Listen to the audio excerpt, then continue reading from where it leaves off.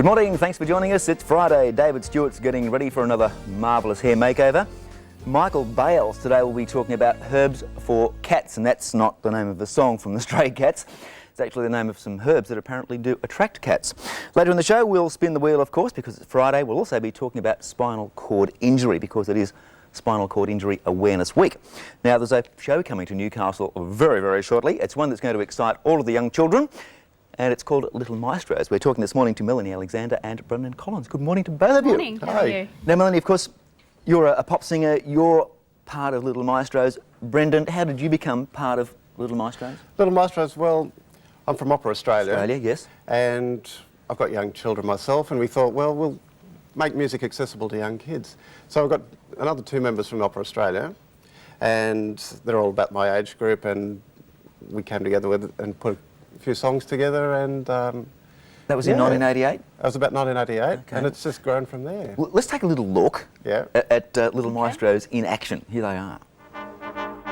I'm splishing and it's splashing in my bubble bath. I'm splishing and it's splashing in my bubble bath. The bubbles tickle and they're making me laugh. I'm a splishing and a splashing in the bath. Who's in the tub? That's what I want to know. You'll never know. Conductor Jack. How do you select music? Oh, now we're talking about something here that's aimed at children up to the age of 7, is that right? Sure. Okay.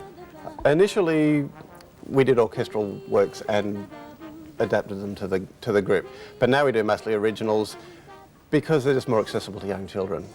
So originals, and it also includes the singer a lot more as well. Yeah. Do you enjoy working with I love it. I young love children? working Yeah. with kids. Yeah, it's so much fun. Okay. And Oh, just to see the reaction, you know, like I come on stage, and when you've got a few hundred kids absolutely loving it and just, you know, really getting into it, it's wonderful. Yeah, I was saying to you before, like, how do the 2-year-olds react? But they pick up on it very well. Actually, you know, it's great to see, you know, kids from really young, from 0 to 7, really enjoying it. And obviously there are different levels of it. And at one part of the show, we really get kids to interact. So we get them up, we teach them to conduct and that kind of thing that they absolutely love, yeah. Okay. I guess, Brendan, you would have noticed over the years that the change in attitude towards music by young people. I know when I was growing up it wasn't cool, but it's obviously very cool Well, now. we're trying to make it cooler as well. Yes. That's the idea, that we make it really accessible. The kids actually get to come up and play our instruments as well. That doesn't look all that cool at the moment, what you're looking at there, but Well, depends on how you look at it. it doesn't look all that operatic at the same time either. So, How did you choose the performers from Opera Australia to go into Little Maestros? well, it's actually difficult. We needed the best musicians that we could get. Really, that was what we wanted. And then we wanted people that would work well with children, and the two don't always come together. So we were extremely lucky that we found these people that work very well together, can relate very well to children, and also fantastic players at the same time. How often do you get to travel on the road? Oh, it's going to be more and more from now on. Yeah. We do 3 or 4 seasons a year. Next year we're actually touring Singapore for a week. We've been invited up there. So this is full-time for you now, Melanie? No, it's not actually. I'm hoping, obviously, it's coming more and more to be full-time. Okay. Yeah, but I do work in television as well, so. Still going to pursue a bit of solo work, or? Yes, yeah. Well, I love singing, I love performing, and that's the great thing about entertainment and having a variety of experiences for me, which is wonderful. Yeah. Well, I know you're going to make the people in the southern part of our viewing area very happy. Those people that can get along to Newcastle for the Little Maestros. Fantastic. And there it is, of course, on the screen right now. Newcastle City Hall in the banquet hall, I believe. Yes, that's Monday, right. November 26th. 10:30 a.m, a perfect time for the youngsters. Tickets are available at Ticketek. Also, you can get them at the door as well. At the door, yeah. Yes, yeah. Any plans to travel further northward, because our viewing area extends to the lovely north coast? Next year we'll of be New definitely South going Wales. up You'll be that going way. up that way? Yep. And out into the New England as well?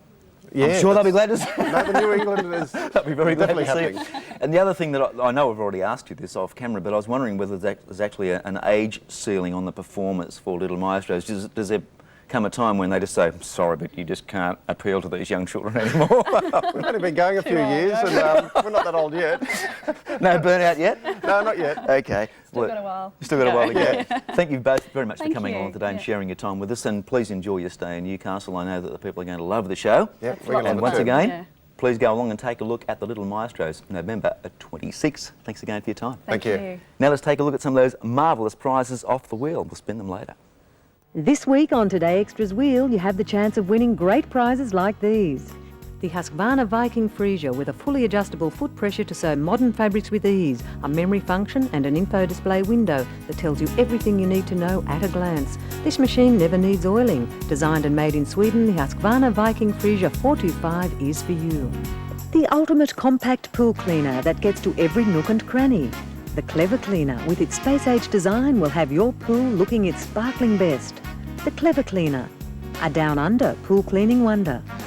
Don't strain to see when you can bring everything up close with Tasco binoculars. They are lightweight and easy to use and come with a lifetime guarantee. Ideal for bird watching or your favourite outdoor sporting event. From Tasco.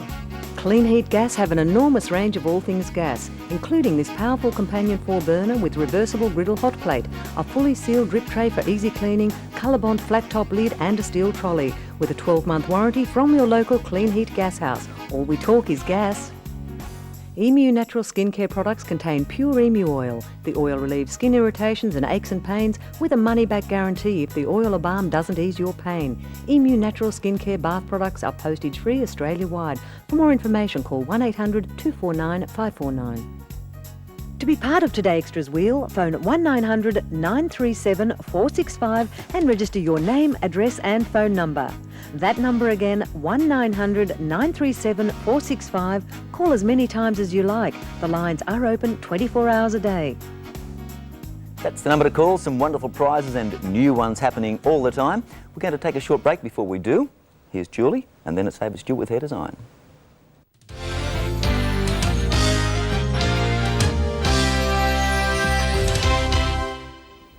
And joining us this morning, Dr. Peter O'Brien from the Newcastle Plastic Surgery Daycare Centre. Good morning, Dr. O'Brien. Morning, Julie. Now, this morning you've brought along some case studies of eyelid cancers. Yes, I see quite a lot of eyelid cancers, and there are two types I would like to demonstrate to you this morning. We have here a picture of a cancer on the edge of the left lower eyelid. It's quite large and has grown in about 3 months. Yeah, very nasty. Now, when you remove that, you're going to remove about 1/3 of the eyelid. If you look at the little drawing under that, you can see that you can't join the ends of the eyelid together. The gap is too great. If you look at picture B, you can see what has been done. In order to fill the gap, a wedge has been taken out of the other eyelid together with the lashes and the edge of the eyelid, and has been put into the edge of the eyelid where we have removed the tumour. Wow. That's all stitched up very finely, and that's a free graft of one eyelid to the other. Could we see the next two pictures? That's now this is the recovery phase. You can see picture C, he's recovering from the operation, and in picture D, you have a very good cosmetic result. Very, very good, isn't it? That's excellent. It looks good, and we hope he's cured of the problem. So is the tissue examined? Yes, in this case the tissue was sent to a pathologist, and we have the report available. The pathologist gives us a diagnosis which says keratoacanthoma, that's that big long word, completely excised. Now this, I feel, is 100% cure. It's going on past history of this type of case. This sort of result means that the case is removed. cured. Yeah. Now you have another case today that we're going to have a look at? Yes, a different type. This is a cancer of the skin of the eyelid, and if you see the area in picture A that's outlined in blue, this is what has to be removed. And of course, if you stitch that up, you're going to drag the eyelid down and produce a pretty ugly looking appearance. So what's done here is a skin graft is put into the eyelid where that blue area has been removed. Yes. And there you have the final cosmetic result. Excellent result, isn't it? It enables you to remove the area widely and repair it with a skin graft without distorting the tissues at all. It's quite amazing. People should visit their GP before they get a referral to you? They nearly always do, and the GP sorts out the appropriate treatment and sends them along. Yes, Terrific. Julie. Okay. Thanks very much for your time this morning. Dr. Peter O'Brien, 368 King Street, Newcastle, and there's the phone number. Thanks for your time.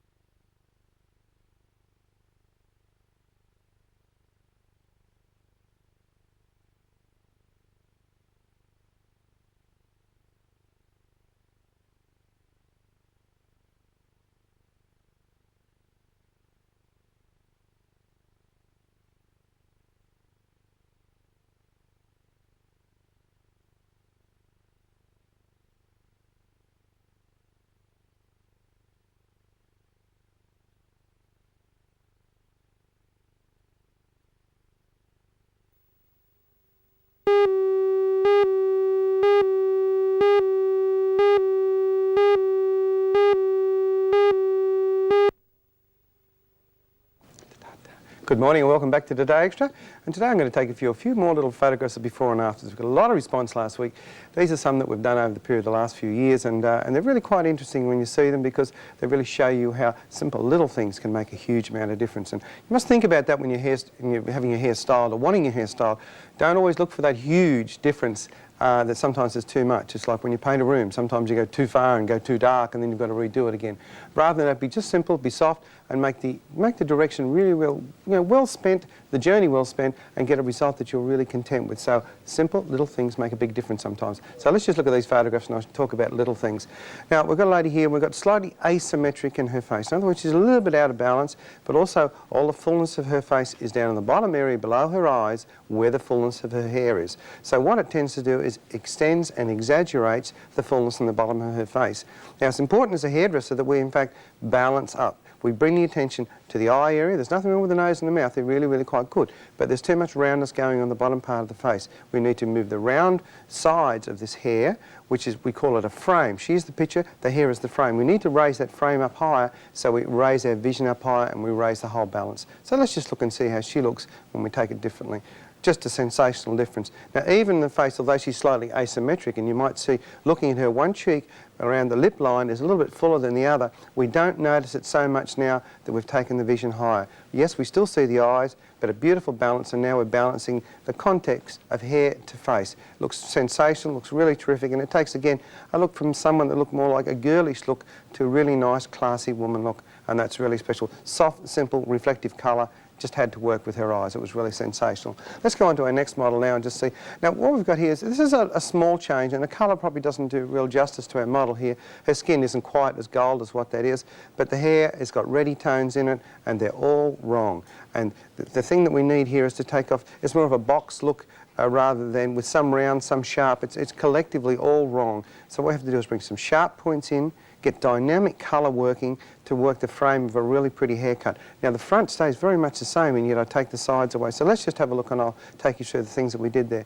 Now, just makes a sensational amount of difference. That reddy is gone. It also does well with her skin. The darker colours there. The defined line of the haircut chipped out through the front looks really special, and no more roundness or squareness on the side. So again, we're using the extension. We're using the nice, gentle, sharp features she has. We're exaggerating them, giving beautiful colour, beautiful shine, and fantastic reflex. Okay, let's go on to our next week's model as a before and just see if we're going to go with Norma's hair.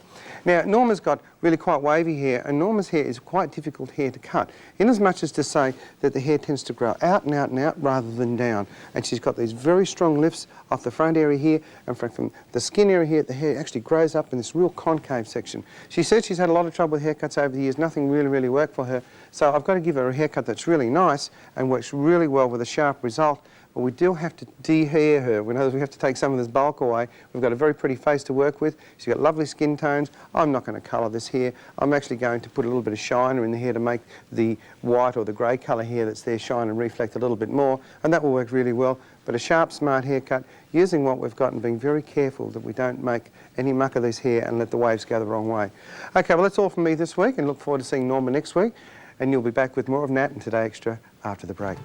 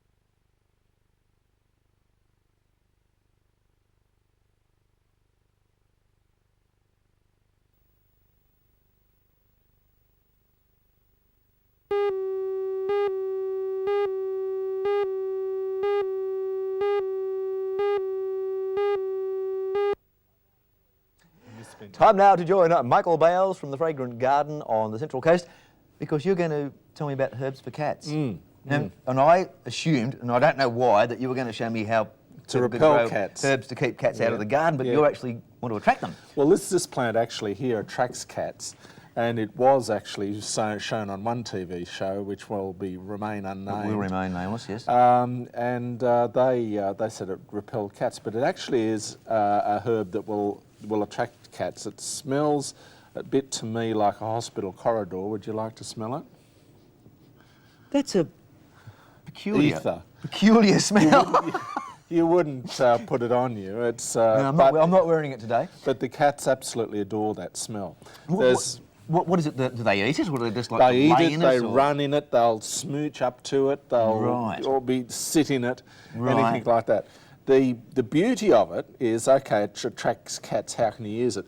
Say a cat's ripping up your lounge or something like that. You can get, say, a little sort of scratching post, post yeah. like that, and rub the catnip all over it. And you'll never go near it again. No, no, it's not a repellent. It's an attractant. Sorry. And it'll come along and scratch. Because that will attract. That will attract the cat to that. Keep them away from and your keep them furniture. away from your furniture. From your $5,000 house. Or you might just want to buy it for your cat because you think, you like your cat. You like your cat. Now, there are two types, and just be very careful. This one's called cat mint, and the cats really don't like that as much. You've got to Really? This is usually called catnip. I don't know, nip, maybe like Cat mint. So, just think of a bit of nip as a drink. They actually say it may be narcotic to that's to why cats. that's why they sit in it. That's why they sit in. Are any of these selected by cats because of medicinal value? I mean, do they come along and say, "Oh, I need a dose of catnip"? No, today, I I'll don't just do have a... No, they do it because they want to get high, I think. Oh, right. A bit like Actually, by koalas the- and eucalyptus leaves, Yeah, is it? something like that. Right. By the way, lions like it as well, and I don't know who Oh, proved that. Just sort of. I'll put a lot you in can my- throw that in your always- conversation. Did you know that? You know, Why do you? Oh, because I'm trying to attract lions. this one Close here. lions? No. This one here's a lot of grass, and you'd look like it. Say, well, some weed has taken over that plant there. That is actually cat grass. Cat grass. And it's a grass that cats love, and they will actually eat right down to nothing.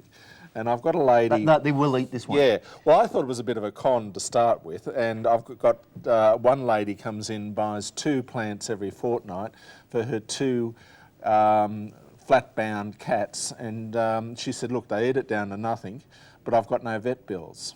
Wow. So she said it's making them very healthy. So a bit like when the dog feels off colour, he'll go and chew on a few leaves. Yeah. Okay. So it's another herb that. And what's this one called? That's called cat grass. Cat grass. You'll find these in your local nursery. They're not that uncommon. Maybe the cat mint is a bit uncommon, but this one here, the cat mint, actually has very pretty flowers, and you'll often find it in gardens. It's got a lot of nice, pretty flowers, whereas your proper catnip is. What about if we get down to specific species of cats? Do the Occasionally you'll get a cat that won't have anything to do with it. Right. But in my experience, you do that. and they'll come from everywhere? Yep. Okay, if you like cats, Cool for Cats, The Fragrant Garden, 25 Portsmouth Road, Erina. There's the phone, there's the fax, there's the website, and there's the email. Get yourself some catnip. Thanks, right. Michael. See you soon. Thanks, Nat.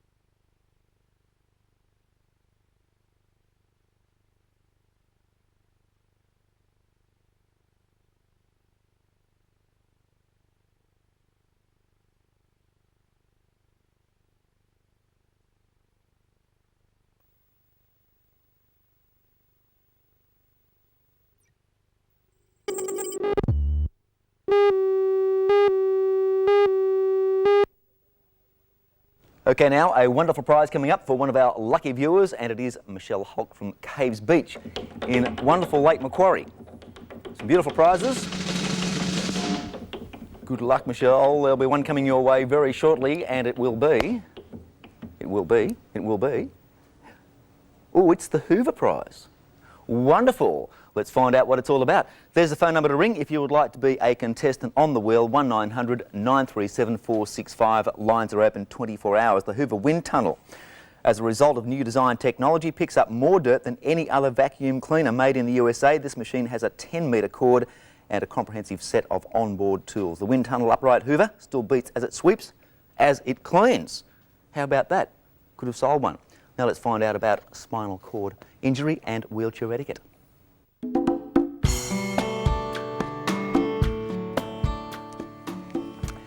It is Spinal Cord Injury Awareness Week. We're talking now to Marianne Ireland and Grant Nicol. Good morning to both of you. Good morning, Nat. Marianne, I might just start with you. Let's talk about spinal cord injury. How do we define it? Well, spinal cord injury, Nat, is... We'll pull our little fellow up here, actually. Our model here. We'll have a look, yeah. This is a model of the spinal column, or the backbone. It attaches to the base of the skull and runs right down through the pelvis to the tailbone, and it's made up of several vertebrae. Inside the vertebrae is a spinal cord, and if you damage the spinal cord, you'll end up with a loss of movement and sensation.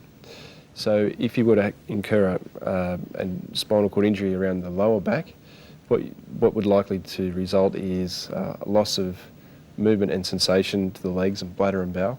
If you move up a little bit further to the chest, what will tend to happen is that you have loss of movement and sensation to the partly to the torso, legs, bladder and bowel. And if you move up higher again to the neck, you'll get loss of movement and sensation to the shoulders, arms, hands, fingers, as well as the entirety of the torso, legs, bladder and bowel. Okay, paraplegia and quadriplegia? Yes. Okay. But in saying that, there are no two spinal cord injuries the same. And how it affects a person is very complex, and as we are individuals. And some of these injuries could have been caused at birth, as yours was, Marianne. Yes. Some through accident. Motor vehicle accidents. Yeah. In fact, I was looking at the statistics. Most spinal cord injuries are actually attributed to motor vehicle accidents, which is a bit scary. There are some organisations which work Yes, there are. with you. We work for Paracord and AQA, and they aim to assist people achieve maximum independence in their life and to optimise their life choices. And we do that by offering a range of services. For example, we always try and try and achieve more accessibility in the built environment, make sure there's adequate gutter ramps that people can gain access to public buildings, that type of thing. Yeah. It seems to be more commonplace now, but most of the older buildings, of course, these things were never taken into account, it's a slow process, and it's working. It's often working with local councils to make sure that when they assess designs and plans, that they ensure they're accessible. Yeah. And if I remember correctly, I think about 80% of the population will experience some back problems. So, there but for the grace of God, could be, a lot of us in this particular situation. We've done a little bit of a test here with a wheelchair. Let's just take a look at this. This is actually getting a wheelchair up onto a step, admittedly a big step. Okay. Nat's doing very well here. He's taking this lady up the step, and what he's done there is he's taken it very carefully, putting the front wheels on first, but going backwards. This is where you surprised me. I didn't realise that I would have to take the chair off the step backwards. I would have normally turned around and gone forward, and obviously endangered the person, could have tipped them out. One of the golden rules is that you always ask a person how they'd like to be helped, but taking a chair backwards like that is the best for taking the load off the back. We all need to learn. In fact, we'll put up a list of, it's just a small list of etiquette, I guess, around chairs. And as you mentioned, always ask people who use wheelchairs if they require assistance before you offer help. And Marianne, I guess the person in the chair knows best what sort of help they need. Yeah, they do. So it's often best to ask the individual before you attempt to assist somebody. Yep. And then the third one there, of course, was just don't assume that people with disabilities are any different to us, because we're all in the same boat. Yep, exactly. We really are. And as I mentioned, there but for the grace of God go I. And in this particular situation, it could happen to any of us. This is the week when people need to perhaps raise the awareness a little bit and realise that we're all out there, all working together. Marianne, Grant, thanks for coming along today. Thanks, Dave. And let's hope that we get the word through. Thanks very much. Thank you. Number on the screen if you'd like more information, 1800 819 775, or you can go to the website there on the screen. It's time for us to say goodbye. We hope you have a great weekend. We're back at 9 o'clock on Monday morning. Bye for now.